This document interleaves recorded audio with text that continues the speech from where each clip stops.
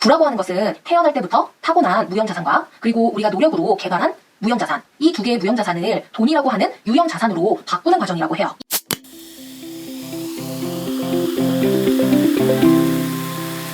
안녕하세요. 똘똘세대 향원입니다. 여러분, 제가 2020년에 무자본 지식창업 1인 기업이 되겠다고 말씀을 드렸는데요. 최근에 부의 확장이라는 책을 읽고 저처럼 자본 없이 돈을 벌고 싶은 분들에게 꼭 추천해드리고 싶었어요. 이 책은 돈에 대해서 다른 관점을 이야기하고 있거든요. 부라고 하는 것은 태어날 때부터 타고난 무형자산과 그리고 우리가 노력으로 개발한 무형자산, 이 두 개의 무형자산을 돈이라고 하는 유형자산으로 바꾸는 과정이라고 해요. 이 한 줄이 이 책의 핵심이라고 생각을 했어요. 그러면 나의 타고난 무형자산은 무엇이고 자기 개발한 무형자산은 무엇인지를 알아야 되잖아요. 저 역시 무자본 지식 창업을 하기 위해서 작년부터 나 자신에 대해서 많이 생각을 하고 관찰을 했어요. 나는 뭐를 잘하지?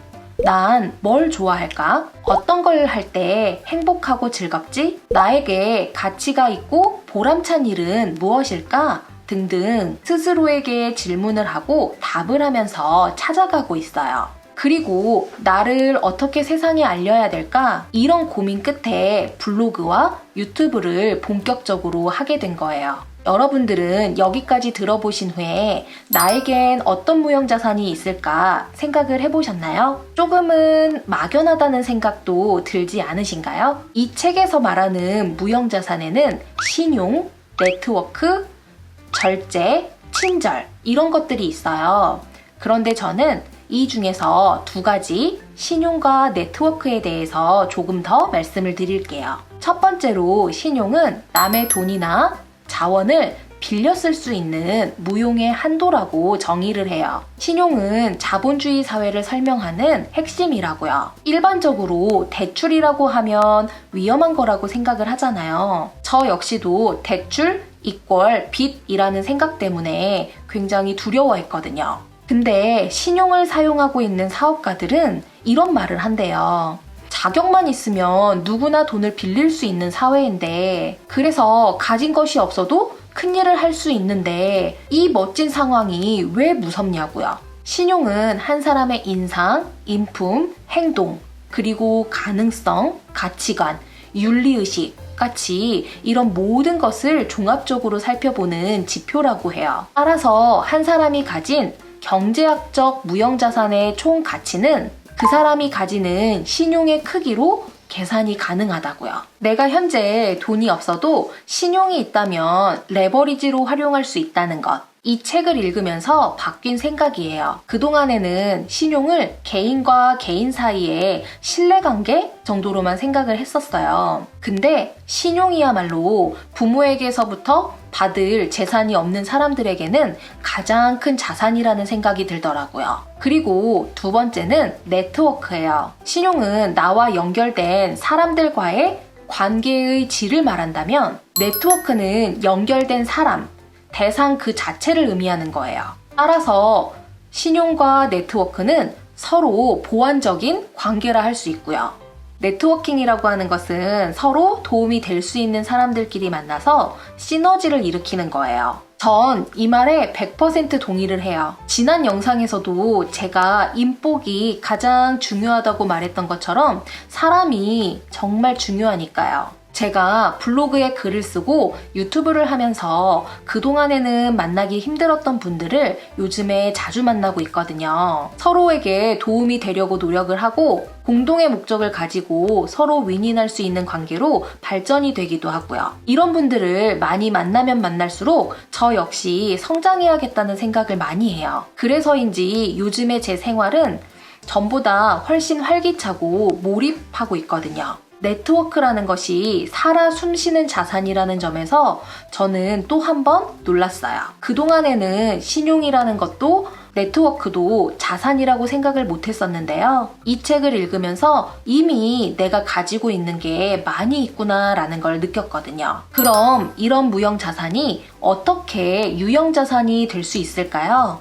우리의 삶을 바꿀 기회는 완성된 제품이 아닌 원자재로 나타난다고 해요. 기회는 곧 가능성을 의미하는데요. 기회를 최대한 많이 잡을 수 있는 유일한 방법은 매 순간이 기회일 수 있다는 열린 자세를 갖추는 거라고 해요. 제가 최근에 1대1 재무 코칭을 진행했어요. 제 블로그의 비밀 댓글로 어떤 분께서 이런 문의를 해주셨거든요. 만약에 향언님께서 재무 상담을 하신다면 제가 꼭 받고 싶다고요. 그래서 그분께 코칭을 해드리기로 하고 그 진행 과정을 블로그에 기록을 했어요. 근데 그 기록된 블로그의 글을 보고 약 7분 정도가 문의를 해주셨거든요. 그래서 두 분에게 어느 정도의 비용을 받고 코칭을 진행했어요. 제가 만약 이 순간이 기회라고 생각하지 못했다면 실천을 못했을 거예요. 이 책에서는 조금 더 구체적으로 부를 확장할 수 있는 6가지 단계를 설명하는데요. 저는 간단하게 각 6가지가 무엇인지에 대한 말씀을 드릴게요.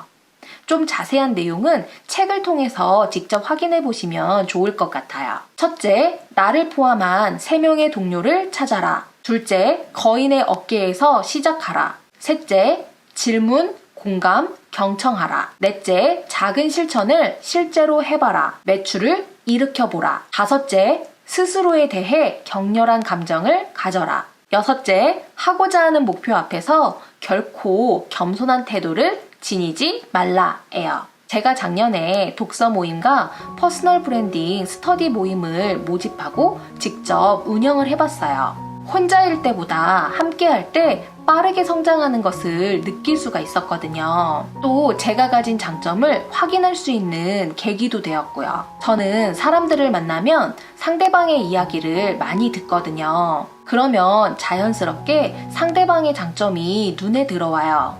그리고 헤어질 때쯤 반드시 한 가지 이상은 상대방의 장점을 긍정적으로 이야기를 해줘요. 그래서 제가 코칭이나 멘토링을 하면 잘할 수 있겠다라고 생각을 했어요. 또 이번에 작지만 매출을 일으키고 난 다음에 생각만 할 때랑 실천을 할 때랑은 또 다르다는 것을 알 수 있었고요. 이 영상을 보시는 분들도 한 번쯤 생각을 해보시면 좋겠어요. 내가 타고난 무형자산은 무엇일까? 내가 이제껏 살면서 쌓아둔 무형자산은 어떤 것일까? 그것을 세상이 필요로 하는 것과 어떻게 연결할 수 있을까? 저는 지금 당장 블로그, 유튜브, 인스타 등에 나의 과정을 기록해야 된다고 생각해요. 나는 돈이 없으니까 부동산 투자도 못하고 주식 투자도 못해.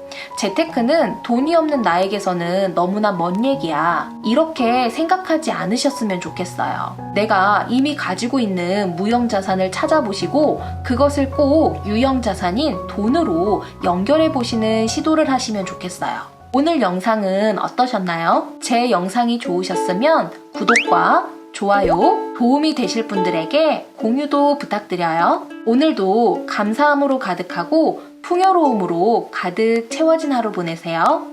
감사합니다. 다음에 또 만나요.